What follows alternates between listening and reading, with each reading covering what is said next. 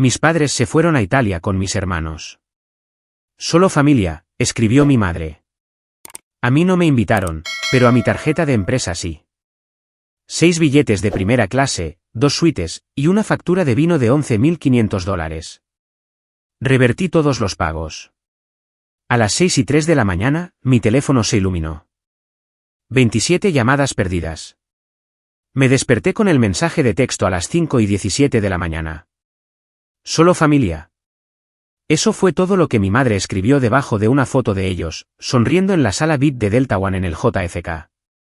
Recuerdo haberme sentado en la cama como si acabara de oír un disparo. 6 personas, en primer plano, sosteniendo copas de champán, mi madre, mi padre, mis 2 hermanas, mi hermano y su esposa.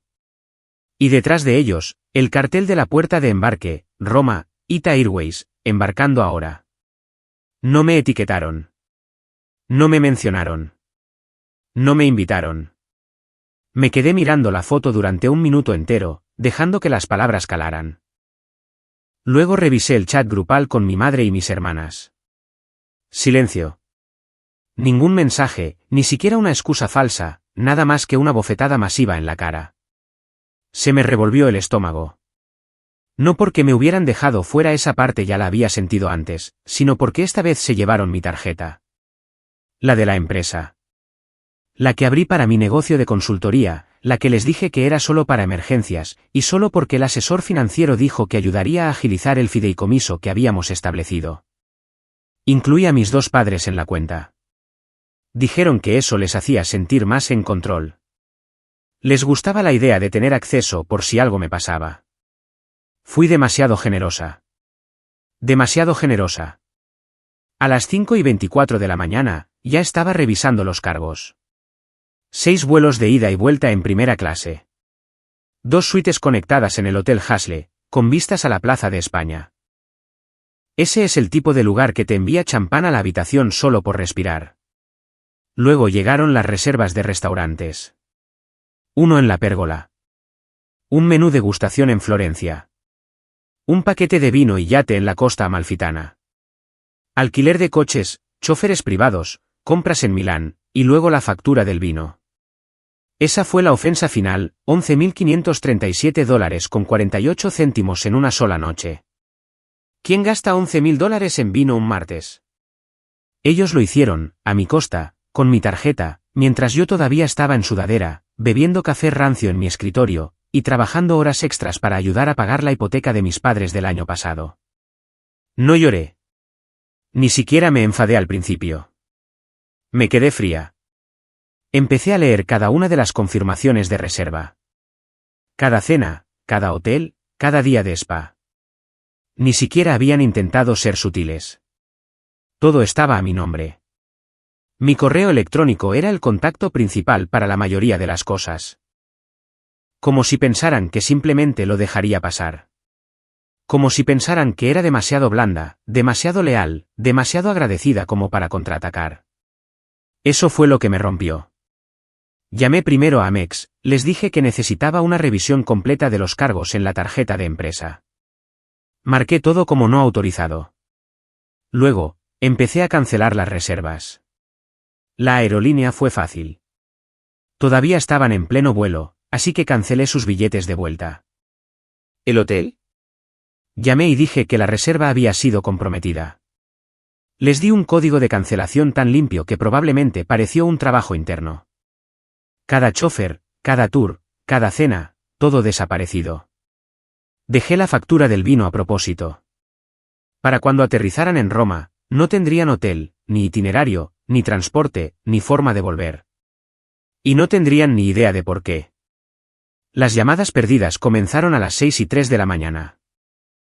La primera de mi madre, luego de Ivy, luego de mi padre, y después de mi hermano 10 veces seguidas. 27 en total a las 6:45. No contesté. No respondí a los mensajes.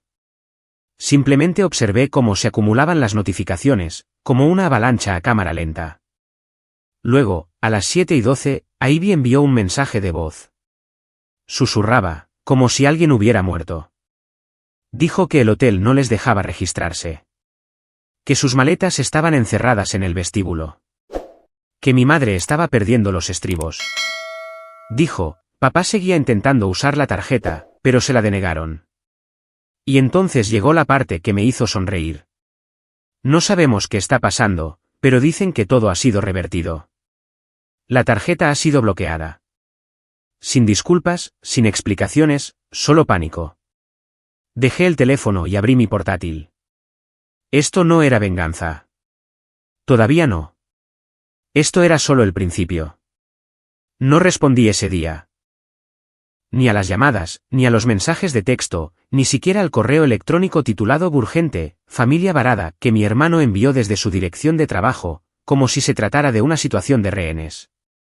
Simplemente observé cómo todo se desmoronaba desde miles de kilómetros de distancia. Para esa noche, Ivy fue la primera en quebrarse.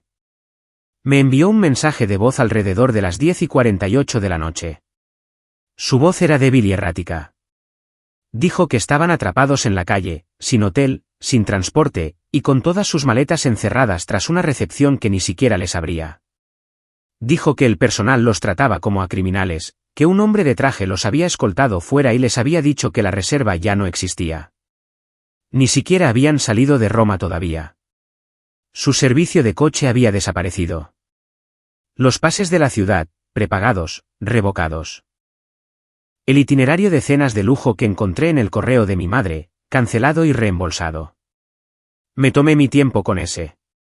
Incluso contacté con el guía turístico que se suponía que iban a encontrar al día siguiente en la Toscana y le ofrecí el doble de su tarifa si confirmaba que sus nombres habían sido eliminados de la lista de invitados. Estaba encantado. Dijo que, de todos modos, eran clientes muy exigentes. Por la mañana, el tono cambió por completo. Esta vez fue mi madre. Envió un mensaje de 5 párrafos que intentaba sonar como una disculpa, pero que en realidad era solo un sermón envuelto en palabras suaves. Dijo que no pretendían excluirme, que asumieron que estaba demasiado ocupada, demasiado centrada en mi carrera, demasiado independiente para querer un gran viaje familiar. Dijo que, de todos modos, yo habría odiado todo el caos, y lo remató con una frase que me hizo apretar la mandíbula. Simplemente no pensamos que te importaría compartir un poco. Un poco.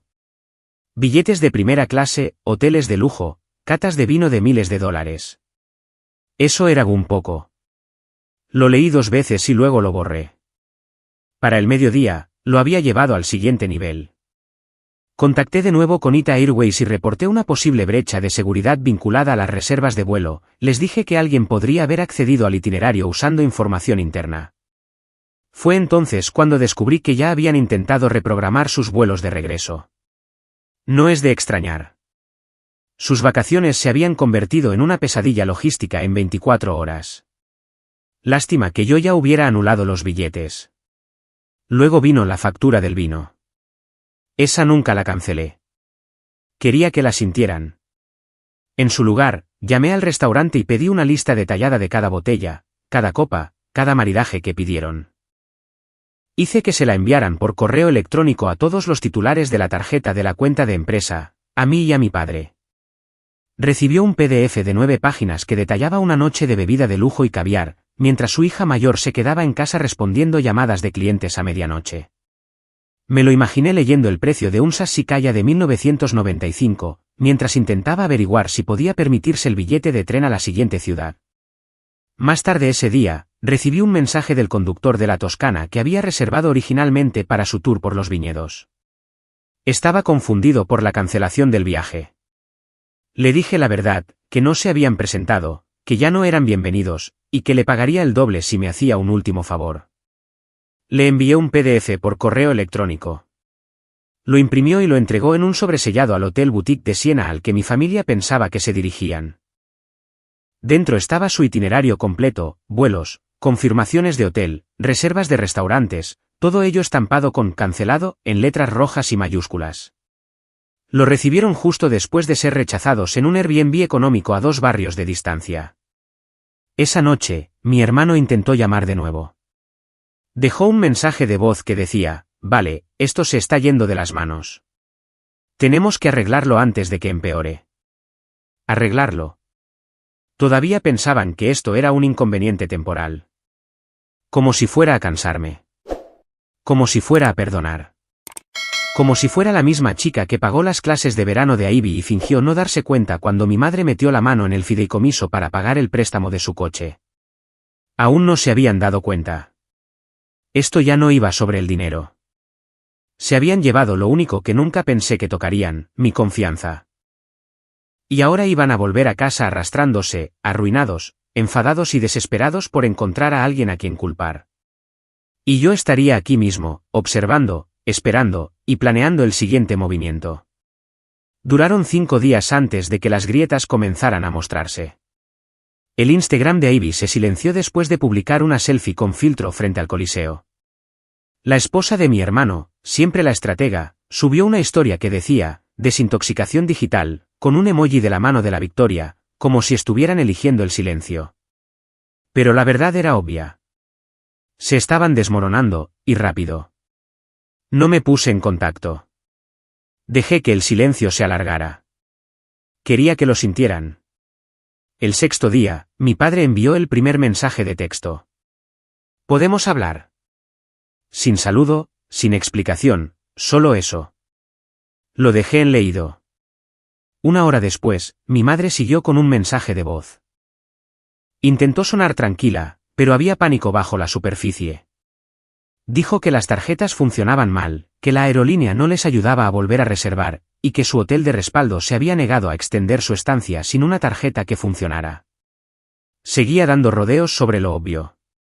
Habían agotado mi confianza, me habían traicionado, y esperaban que yo me hiciera la tonta y financiara su colapso. Todavía no podía decir la palabra perdón. Todavía pensaba que esto podría arreglarse con unas pocas líneas de chantaje emocional. Incluso dijo, no pensamos que te importaría tanto. Ese fue el momento en que me di cuenta de que se había convencido a sí misma de que esto no era un robo, de que usar mi tarjeta de empresa para unas vacaciones de 5 cifras a las que ni siquiera me invitaron era solo un favor que yo no sabía que estaba haciendo. Esa noche, mi hermano dejó un mensaje de voz. Su tono era diferente, acusador. Me llamó fría. Dijo que estaba llevando las cosas demasiado lejos. Dijo que estaba arruinando lo que quedaba de esta familia por un malentendido. No respondí. En su lugar, hice una llamada más, esta vez al equipo de fraudes de la compañía de la tarjeta. Les conté todo, que sospechaba un uso indebido a largo plazo, que mi nombre estaba en cargos que no había autorizado, y que tenía toda la documentación y los recibos. No dudaron. Congelaron la cuenta, escalaron el caso y me dijeron que esa misma semana comenzaría una revisión formal. En ese momento, todo se derrumbó para ellos. Vuelos bloqueados, hoteles denegados, reservas de restaurantes en la lista negra, y sus tarjetas de crédito de respaldo comenzaron a fallar una por una. Estaban varados en Italia, con un equipaje que no podían permitirse llevar a casa, y sin nadie a quien llamar, porque yo era la única que podía arreglarlo, y no iba a mover un dedo. 2 días después, recibí una alerta de Western Union. Alguien había intentado transferir dinero desde Roma a Nueva York usando el nombre de mi padre y la dirección de facturación de mi tarjeta. Fue marcado como sospechoso y rechazado. Estaban desesperados. Finalmente, respondí a la llamada de Ivy el 9º día. Estaba llorando antes de que yo dijera una palabra. Dijo que todo había salido mal, que no habían comido bien en 3 días, que el Airbnb que encontraron tenía chinches, y que mi padre estaba hablando de intentar vender uno de sus relojes para comprar un billete de avión. Dijo que mi madre nunca les dijo que me dejarían fuera, que dijo que era su decisión, y que ellos asumieron que yo lo sabía y simplemente no quise ir. Le hice una pregunta. ¿A qué se refería mamá con solo familia? Hubo una larga pausa. Luego Ivy lo dijo, en voz baja, como si no quisiera oírlo ella misma. Dijo que mi madre les había dicho que no era un viaje para extraños, que yo ya no era parte del núcleo familiar, que había tomado mi decisión años atrás cuando me fui de casa y construí una vida que ellos no entendían. No me olvidaron. Me borraron. Y ahora estaban arruinados, atrapados y humillados en otro país, tratando de volver a ganarse mi favor. No porque me quisieran, sino porque me necesitaban. Le dije a Ivy que les hiciera saber que el vuelo de regreso había sido cancelado permanentemente. Que si querían volver a casa, podían pagarlo ellos mismos. ¿Podían? Ella no discutió. Esa noche, reservaron los vuelos más baratos que pudieron encontrar. Una escala en Zúrich, otra en Toronto. Sin primera clase, sin champán, sin choferes privados, solo silencio. Aterrizaron 3 días después. Sin mensajes de texto, sin llamadas. Pero yo ya estaba planeando la siguiente parte. Pensaban que llegar a casa era el fin del castigo. No tenían ni idea de que yo solo estaba empezando. Aterrizaron en Nueva York un domingo por la noche. Lo sabía porque había redirigido su itinerario a mi bandeja de entrada semanas atrás, antes de cancelar los vuelos de regreso originales. Vi su viaje de reemplazo desarrollarse en tiempo real, 11 horas en clase turista, una conexión perdida y un retraso en la aduana que los mantuvo en el JFK hasta las 3 de la mañana. Nadie escribió, nadie llamó. Fue la primera vez en mi vida que mi madre volvía de unas vacaciones sin presumir de ellas. Esperé 2 días más. Y entonces hice mi jugada.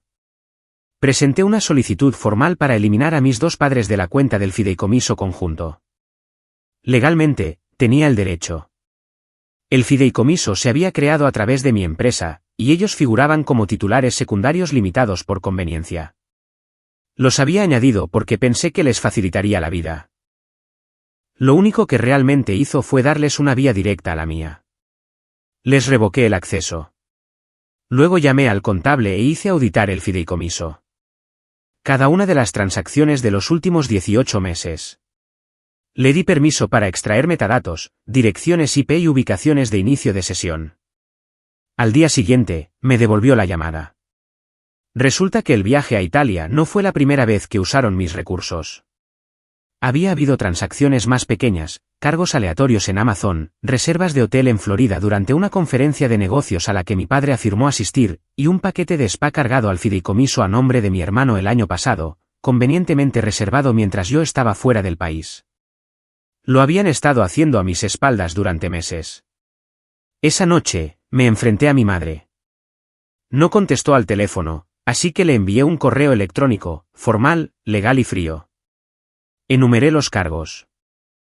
Adjunté el resumen de la auditoría. Le dije que el uso indebido del fideicomiso daría lugar a una reclamación por fraude financiero y a un posible litigio civil. Respondió 2 horas después. El asunto era una sola palabra, ¿en serio?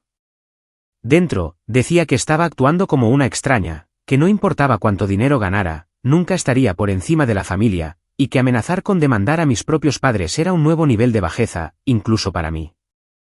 Lo remató con una frase que no esperaba: deberías recordar quién te cambió los pañales. Me quedé mirando eso durante mucho tiempo. Luego abrí otra carpeta, la que había estado construyendo en silencio desde el primer día que se fueron a Roma. Capturas de pantalla, extractos, mensajes de voz. Lo recopilé todo y se lo envié a mi abogada. Ya no iba de farol. Pero aquí es donde la cosa se puso rara. 3 días después, recibí una carta. No un correo electrónico, una carta en un sobre, escrita a mano y sin remitente.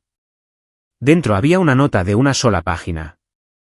No era de mi madre, ni de mi padre, ni de ninguno de mis hermanos. Era de mi tío, Marcus.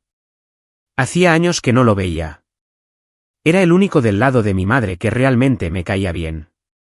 Callado, considerado, y extrañamente bueno para recordar los cumpleaños. No estaba en la foto de grupo de la sala VIP. Ni siquiera sabía que todavía vivía en el estado. Pero la carta era clara. Dijo que se había enterado de lo que había pasado, que mi madre se había jactado del viaje a Italia en una barbacoa familiar semanas antes de irse. Dijo, la tarjeta de Elodie lo hace todo posible, como si fuera una broma interna. Dijo que se había mantenido en silencio, pero que ahora pensaba que debía saber algo más.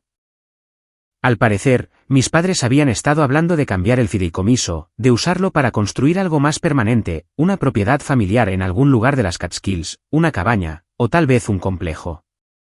Querían usar mi dinero para comprar su sueño de jubilación, un hogar al que yo no sería bienvenida porque ahora era demasiado corporativa. Leí esa línea 3 veces. Demasiado corporativa ahora. Llamé a mi abogada a la mañana siguiente y le di instrucciones para que congelara inmediatamente todas las distribuciones salientes del fideicomiso. Luego contacté con la agente inmobiliaria con la que mi padre había intentado trabajar en secreto. Ella confirmó todo. Ya habían estado mirando propiedades. Se suponía que la oferta se haría esa semana. Iban a usarme para comprar una casa a la que nunca me invitarían. No los llamé. No les envié una advertencia. Dejé que se despertaran con la notificación legal, entregada por un mensajero a la mañana siguiente. Mi teléfono permaneció en silencio todo el día, pero sabía que el silencio no duraría, porque esto ya no era solo por Roma. Se trataba de quienes eran realmente cuando pensaban que no los estaba mirando. El mensajero entregó la notificación de congelación a las 9:41 de la mañana. Lo sé porque pagué un extra para rastrearlo al minuto. Fue a casa de mis padres, dirigida a ambos, con copias enviadas a mi hermano y a mis hermanas. A las 10:02, mi teléfono empezó a sonar. No contesté. A las 10:27, Ivy me escribió: ¿qué es esto? ¿Estás demandando a mamá y papá? A las 11:13, mi padre me llamó desde un número nuevo. Lo dejé pasar al buzón de voz. Ni siquiera dejó un mensaje, simplemente colgó. Para el mediodía, mi madre se derrumbó. Envió un mensaje de voz, sin hola, sin formalidades. Dijo que no podía creer que llegara tan lejos, que estaba atacando a las personas que me criaron, que estaba enferma de codicia. Dijo que la casa se suponía que era para toda la familia, incluso si yo elegía no ser parte de ella. Ese fue el momento en que finalmente respondí. Le dije que me reuniría con ella cara a cara. 1 hora, terreno neutral, sin acompañantes. Aceptó de inmediato. Nos encontramos en una pequeña cafetería en Westchester a la que solían llevarnos después de la iglesia los domingos. Llegó con sus gafas de sol puestas y no se las quitó. Parecía que no había dormido en días. No me molesté en pedir nada. Simplemente puse el archivo sobre la mesa, extractos bancarios, notas de la auditoría, una captura de pantalla de la factura del vino, el correo electrónico de la agente inmobiliaria, la carta del tío Marcus. Ni siquiera le echó un vistazo. Solo dijo: siempre quisiste hacernos quedar mal. Me reí. Ella no. Dijo que había avergonzado a toda la familia, que Ivy y mi hermano no habían hecho nada malo y que yo estaba castigando a todos por un pequeño error. Dijo que se sentían inseguros sabiendo que podía cancelar sus planes en cualquier momento. Que yo tenía demasiado poder, como si fuera una especie de amenaza, como si no hubiera sido yo quien pagaba sus facturas médicas, sus préstamos, su estilo de vida sin sentido. Le dije que el fideicomiso estaba cerrado. Parpadeó. Temporalmente, ¿verdad? Permanentemente. Le dije que cada dólar se estaba moviendo fuera de esa cuenta, que lo estaba recuperando todo, legalmente, cuidadosamente y con toda la documentación. La casa en las Catskills, muerta. El viaje a Italia, ya revertido. La tarjeta, desconectada. El informe de fraude, pendiente. Dijo algo entonces que nunca olvidaré. No nos estás castigando a nosotros, Elodie. Te estás castigando a ti misma. Me levanté, dejé el archivo sobre la mesa y me fui. 3 horas después, mi padre lo intentó, enviando un mensaje de texto diciendo que quería hablar de hombre a hombre. Respondí: no soy tu hijo. Luego llamó a Ivy. Preguntó si podíamos tener una reunión familiar solo para aclarar las cosas. La querían en mi casa. Dije que no. Nos reunimos en una sala de conferencias de un hotel, terreno neutral de nuevo. Les hice firmar un formulario de autorización de visita. Sin grabaciones, sin drama. Los 4 aparecieron, con aspecto de ir a un tribunal. Y tal vez, en cierto modo, así era. La reunión duró 40 minutos. Mi madre intentó controlar la narrativa al principio, pero la corté. Puse grabaciones, mostré documentos y los hice sentarse a todos con los hechos que habían estado ignorando. Cada cargo, cada mentira, cada vez que dijeron solo familia y me dejaron fuera de la habitación. Mi hermano dijo: no me di cuenta de que era tu dinero. Mi hermana dijo: pensé que mamá lo había aclarado contigo. Nadie dijo: lo siento. Ni una sola vez. Cuando terminó, me levanté y les di los nuevos límites. No más dinero, No más cuentas, no más tarjetas, y no más fingir que somos algo que no somos. Les dije que ya no estaba enfadada. Simplemente había terminado. Mi madre dijo, ¿y qué? ¿Simplemente te vas a ir? Dije, sí. Preguntó qué debía decirle a la familia. Le dije que dijera lo que la hiciera sentir mejor. Luego me fui, y esta vez no miré atrás. La reunión terminó un jueves. Nadie se abrazó. Nadie se disculpó. Nadie se quedó para preguntar si estaba bien. Eso fue todo lo que necesité. Para el viernes por la mañana, comencé a bloquearlos, uno por uno, en todas partes. No lo anuncié. No avisé a nadie. Simplemente lo hice, como sacar la basura. Mi madre fue la primera, luego mi padre, luego a Ivy, luego mi hermano y su esposa, y después los primos que de repente estaban preocupados, pero que le habían dado me gusta a cada foto de Italia solo una semana antes. Vacié los chats grupales antiguos. Borré los álbumes de fotos compartidos. Puse mis redes sociales en privado y cambié mi contacto de emergencia a mi abogada. Incluso eliminé los nombres de mi familia de la lista de acceso de respaldo para mis cuentas médicas y financieras. Habían tenido acceso silencioso a mi vida durante demasiado tiempo. Esa parte terminaba ahora. La cuenta del fideicomiso se cerró oficialmente el lunes. Los últimos fondos se transfirieron a una nueva cuenta de empresa a mi nombre únicamente. La bloqueé con identificación biométrica, autenticación de 2 factores, todo. No porque pensara que la hackearían, sino porque había aprendido algo importante. La confianza, una vez rota, no se remienda. Permanece rota. El contracargo de la cata de vinos se liquidó esa misma semana. Amex reembolsó el importe total. Cogí esos $11.500 y los doné a una organización sin ánimo de lucro local que proporciona vivienda a mujeres que salen de situaciones de abuso financiero. Me pareció poético. Ellos usaron mi dinero para beber, yo usé su error para ayudar a otra persona a escapar. Una semana después, mi madre intentó contactarme a través de mi antigua amiga del instituto, Emily. Me escribió de la nada. Oye, tu madre ha estado intentando ponerse en contacto. Dice que no respondes. ¿Está todo bien? No respondí. Simplemente añadí a Emily a la lista de bloqueados. 2 días después, alguien dejó un mensaje de voz desde un número desconocido. Sin nombre, solo, hola, Elodie. Solo creo que todo esto se ha ido de las manos. ¿Podemos hablar como una familia normal? Devuélveme la llamada. Era mi hermano. Lo escuché 2 veces y luego lo borré. Después de eso, recibí un correo electrónico de una cuenta de Gmail aleatoria. Sin asunto. Dentro había una sola frase. No pretendíamos perderte. Me quedé mirándola durante 1 minuto entero.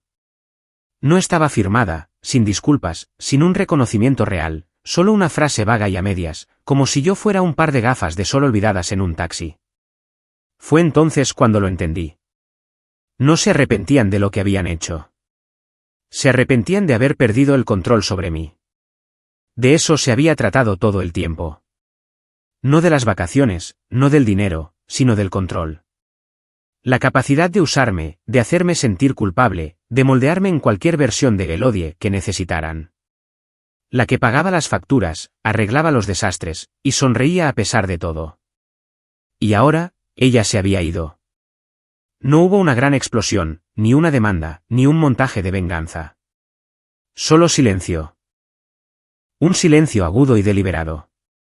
Y dentro de ese silencio, comencé a construir algo que nunca tuve con ellos: paz, límites y una vida de la que ya no podían tomar prestado. Han pasado 7 meses. No lo han vuelto a intentar. Quizá finalmente me creen. O quizá simplemente han pasado a otra persona que pueda pagar la cuenta. De cualquier manera, no me importa. No echo de menos la falsa cercanía. No echo de menos la obligación. No los echo de menos. A veces la gente dice cosas como, la sangre tira más que la tierra. Pero siempre olvidan la versión completa: la sangre del pacto es más espesa que el agua del vientre. La familia no es con quien naces. Es quien aparece, dice la verdad, Y no espera un pago por ello.